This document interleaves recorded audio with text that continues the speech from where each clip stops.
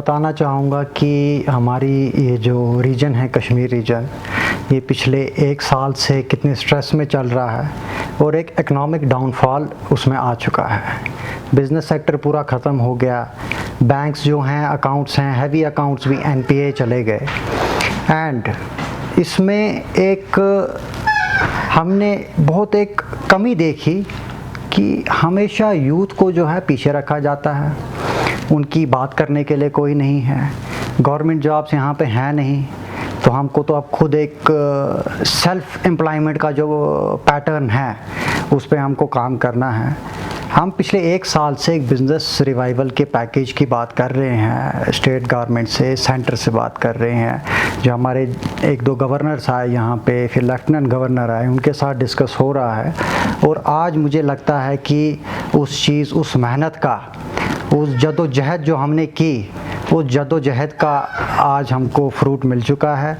जो हमारे LG साहब ने एक पैकेज अनाउंस किया है, हमारी कुछ 1 महीना पहले जब इसी पैकेज के रिलेटेड मनोज सिन्हा साहब जो हमारे लेफ्टिनेंट गवर्नर हैं, उनसे बात हुई थी, जिसमें हमने उनको बहुत सजेशंस दिए थे कि सबसे पहले एक कमेटी का रिवाइवल आप एक बनाएं, एक टीम बनाएं जो इस पे काम करेगी, और ट्रेड उनके साथ शाना बशाना चल के हम चार्ट डाउन करेंगे कि कहाँ पे ज़रूरत है इस इकनॉमिक पुश की।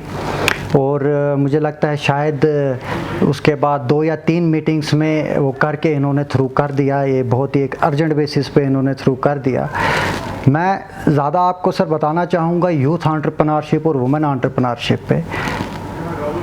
गवर्नमेंट की एक स्कीम है फाइनेंशियल इंस्टीट्यूशंस को लेके कि अगर भी कोई भी यूथ कोई प्रोजेक्ट लेके जाता है, अप टू 1 करोड़ रुपीज़ उसको मॉर्गेज नहीं देना है अंडर CGT MSME गाइडलाइन।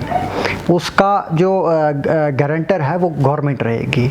लेकिन हमारे देखा गया है जितने भी फाइनेंशियल इंस्टीट्यूशंस हैं वहाँ पे वो एक्सेप्ट नहीं होता है। तो हमारी गवर्नर साहब को एक ये भी बड़ी एक सजेशन था, इशू था कि यूथ एंड वुमेन एंटरप्रेन्योरशिप के लिए JK बैंक के ज़रिए से एक स्पेशल डेस्क बनाया जाए, जिसको हम सिंगल विंडो क्लियरेंस भी वहाँ पे कहें, कि जो भी यूथ है जिसने भी बिज़नेस करना है, कोई कारखाना डालना है, कोई शॉप डालनी है, किसी भी चीज़ की ट्रेडिंग करनी है, वो अपने कागज़ लेके अपने घर के पास जो बैंक है या उसकी ऑफिस के पास जो बैंक है वहाँ नहीं जाएगा, वो उस डेस्क के पास आएगा अपने कागज़ भरने के लिए।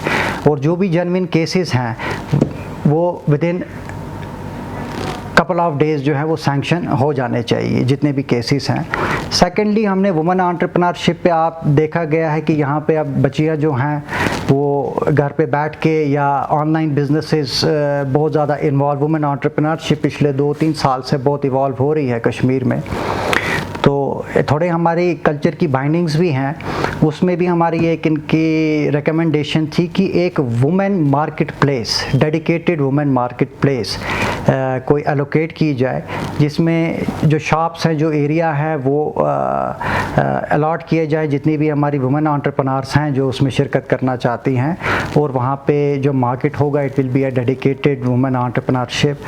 हमने देखा गया है बहुत सारी जो हमारी यहाँ पे वुमेन एंटरप्रेन्योर्स हैं, थोड़ी हमारी कल्चरल बाइंडिंग की वजह से बहुत चीज़ें करना चाहती हैं लेकिन नहीं कर पाती, अपने शोरूम्स खोलना चाहती हैं लेकिन नहीं खोल पाती।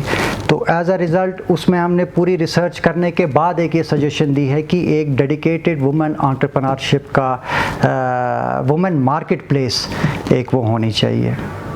देखिए सर, ये गवर्नमेंट का जो ये पैकेज आया है, it is a hand holding for the entire trade. मैं सबसे पहले बड़ा शुक्रगुज़ार हूँ कि इस कश्मीर की जो एक एपेक्स ऑर्गेनाइजेशन है 90 साल पुरानी, कश्मीर चैम्बर ऑफ कॉमर्स, उसमें मेरी शिरकत है। उसमें right now I am elected EC and chairman Kashmir youth and Kashmir youth. Sir, जहाँ तक बात आती है कि बाकी जो पैकेज में इंसेंटिव्स हैं, इंटरेस्ट है, वेवर ऑफ इंटरेस्ट है, बाकी चीज़ें हैं, उस पे मैं चाहूँगा कि हमारे जो प्रेसिडेंट हैं कश्मीर चैम्बर के Sheikh Ashiq, because he is the man who has given shape and made it practical for Kashmir. We were just following his footsteps. तो ये मैंडेट उनका आता है कि इस बाकी जितने भी पैकेज में बेनिफिट्स हैं इस पे सबसे पहली बात शेख आशिक साहब ही करें, ठीक है जी। हमारा वो मेरा डोमेन नहीं आएगा, क्योंकि सबसे हकदार इन पैकेज का लाने का जो हमारे कश्मीर चैम्बर के जो प्रेसिडेंट हैं शेख आशिक हैं, तो उस पे मैं लिहाजा बात नहीं करना चाहूँगा। मैं खाली यूथ का जो हमारी पैकेज में फ़ाइनल हुए हैं उस पर बात करना चाहूँगा। देखिए, मैं उस यूथ के लिए आपको बताऊं, हमेशा एक इंसान को एक सेटबैक रोक देता है, लेकिन मैं भी ये चीज़ बताऊं कि मैं भी सर दिन में अगर 10 चीज़ें सोचता हूं, 5 उसमें से नहीं होती हैं, 5 उसमें से होती है। मैं भी दिन में 5 बारी डिसअपॉइंट हो जाता हूं, लेकिन उस डिसअपॉइंट से मैं रुक नहीं जाता या मैं थम नहीं जाता, नहीं जी मैं आगे नहीं करूँगा। ऐसे फैक्टर्स आएंगे जहाँ पे बहुत बारी आपको ना होगी, आपका इंटरेस्ट नहीं कोई सुनेगा, आपको बात करना या आपको अपने काम करने में नेगेटिव जो हैं वो कमेंट्स आएंगे, उस चीज़ से रुकिए ना, आगे बढ़े। ये एक सबके साथ है, खाली यूथ के साथ नहीं है कि हर एक बिजनेसमैन जब बिज़नेस करता है उसको साल में वो 5 चीज़ें कर भी लेता है और 5 चीज़ों में डिसअपॉइंट भी हो पाता है।